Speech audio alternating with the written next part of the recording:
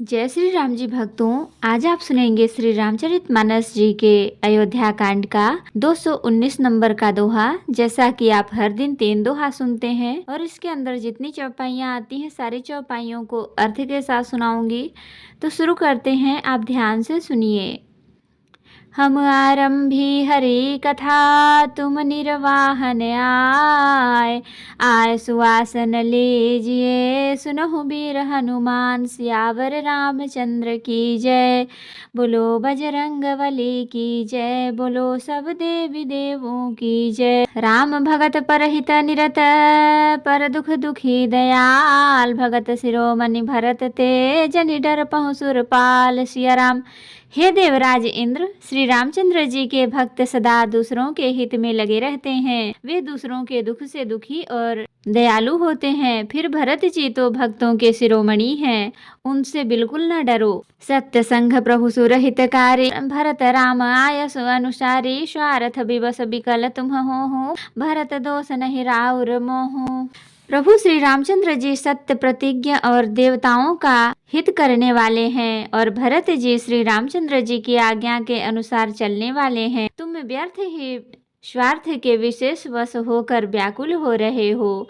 इसमें भरत जी का कोई दोष नहीं, तुम्हारा ही मोह है। सुनि रघुबर सुर गुरु बर बानी भा प्रमोद मन मिटी गलानी बरसी प्रसून हरसी सुर राव लगे सराहन भरत सुभाऊ। देव गुरु बृहस्पति जी की श्रेष्ठ वाणी सुनकर इंद्र के मन में बड़ा आनंद हुआ और उनकी चिंता मिट गई।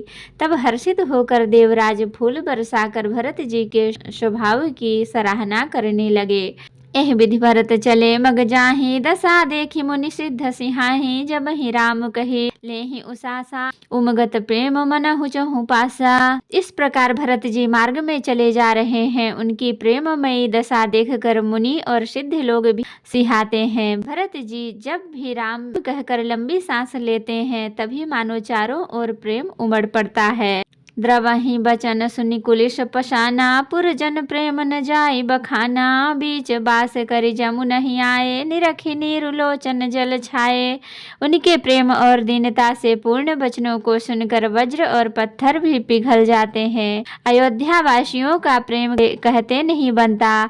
बीच में निवास मुकाम करके भरत जी यमुना जी के तट पर आए। यमुना जी का जल देखकर उनके नेत्रों में जल भर आया। रघुबर बरन बिलो की बर बारि समेत समाज होत मगन बारिधि बिरह चढ़े विवेक जहाज। सिया राम। श्री रघुनाथ जी के श्याम रंग का सुंदर जल देखकर सारे समाज सहित भरत जी प्रेम विह्वल होकर श्री राम जी के विरह रूपी समुद्र में डूबते डूबते विवेक रूपी जहाज पर चढ़ गए।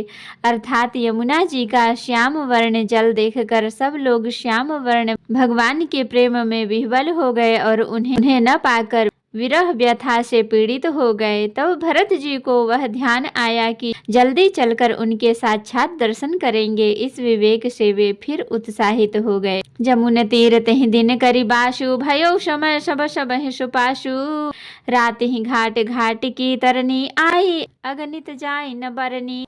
उस दिन यमुना जी के किनारे निवास किया। समय अनुसार सबके लिए खान पान आदि सुंदर व्यवस्था हुई। तो निषाद राज्य का संकेत पाकर रात ही रात में घाट घाट की अगणित नावें वहां आ गईं, जिनका वर्णन नहीं किया जा सकता। प्रात पार भये कहीं खेवा तो श्री राम सखा की सेवा चले नहाय नदी सिर नाई साथ निषाद नाथ दो भाई। सवेरे एक ही खेमे में सब लोग पार हो गए और श्री रामचंद्र जी के सखा निषाद राज इस सेवा से संतुष्ट हुए। फिर स्नान करके और नदी को सिर नवाकर निषाद राज के साथ दोनों भाई चले। आगे मुनिवर बाहन आछे राम समाज जाए सब पाछे तेहि पाछे दो बंधु पयादे भूषण बसन बेश सुठी साधे। आगे अच्छी अच्छी सवारियों पर श्रेष्ठ मुनि है, उनके पीछे सारा राज समाज जा रहा है। उसके पीछे दोनों भाई बहुत सादे भूषण वस्त्र और वेश में पैदल चल रहे हैं। सेवक सुहृदय सचिव सुत साथा, सुमिरत लखनऊ सिय रघुनाथा, जहाँ जहाँ राम बास विश्रामा, तह तह करहि सप्रेम प्रणामा। सेवक मित्र और मंत्री के पुत्र उनके साथ हैं। लक्ष्मण जी, सीता जी और श्री रघुनाथ जी का स्मरण करते जा रहे हैं। जहाँ जहाँ श्री राम जी ने निवास किया और विश्राम किया था, वहाँ वहाँ वे प्रेम सहित प्रणाम करते हैं। मगवासी नर नारी सुनी, धाम काम तज धाय, देखी स्वरूप स्नेह सब, मुदित जन्म फल पाए सिया। मार्ग में रहने वाले स्त्री पुरुष यह सुनकर घर और काम काज छोड़कर दौड़ पड़ते हैं और उनके रूप, सौंदर्य और प्रेम को देखकर वे सब जन्म लेने का फल पाकर आनंदित होते हैं। कहीं सपे में एक एक पाही, राम लखन सखी हो ही कि नाही, बय बपु बरन रूप सोयाली, सील स्नेह सरिस समचाली। गांवों की स्त्रियां एक दूसरे से प्रेम पूर्वक कहती हैं, सखी ये राम लक्ष्मण हैं कि नहीं? हे सखी, इनकी अवस्था, शरीर और रंग रूप तो वही है। सील स्नेह उन्हीं के सदृश है और चाल भी उन्हीं के समान है।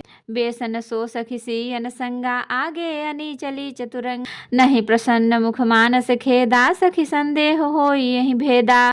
परंतु हे सखी, इनका न तो वह वेश वल्कल वस्त्रधारी मुनि वेश है, न सीता जी ही संग हैं और इनके आगे चतुरंगणी सेना चली जा रही है। फिर इनके मुख प्रसन्न नहीं है, इनके मन में खेद है हे सखी।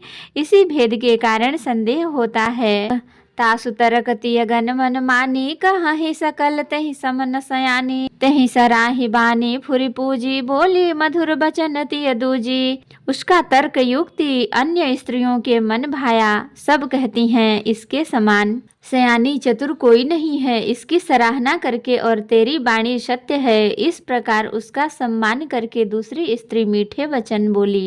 कही सप्रेम सब कथा प्रसंगु, जहि विधि राम राज रस भंगु, भरत ही बहुरी सराहन लागी, सील स्नेह सुभाय सुभागी। श्री रामचंद्र जी के राज तिलक का आनंद जिस प्रकार से भंग हुआ था, वह सब कथा प्रसंग प्रेम पूर्वक कहकर फिर वह भाग्यवती स्त्री श्री भरत जी के सील स्नेह और स्वभाव की सराहना करने लगी। चलत पया देखात फल, पिता दीन तजिरा, जात मनावन रघुवरहि, भरत सरिस को आज सिया राम। वह बोली, देखो ये भरत जी पिता के दिए हुए राज्य को त्याग कर पैदल चलते और फलाहार करते श्री राम जी को मनाने के लिए जा रहे हैं। इनके समान आज कौन है? तो भक्तों, आज के लिए इतना ही। कथा विसर्जन होत है, विदा हो हनुमान, राम लखन सीता सहित सदा करहु कल्याण। कहूँ दंडवत प्रभु सन, तुम ही कहूँ कर जोरी, बार बार रघुनाथ कहीं सुरत करायहु मोरी। नाथ एक बर मांगेहु, सोई कृपा कर देहु, जन्म जन्म प्रभु पद कमल, कबहु घटे जनि नेहु। सियावर रामचंद्र की जय, बोलो बजरंग बली की जय, बोलो सब देवी देवों की जय। तो भक्तों, अगर वीडियो पसंद आई हो तो लाइक करें, शेयर करें, कमेंट करें और सब्सक्राइब भी कर लें, ताकि मेरी हर वीडियो आपको आसानी से मिल सके। जय श्री राम जी भक्तों, आपका दिन शुभ हो।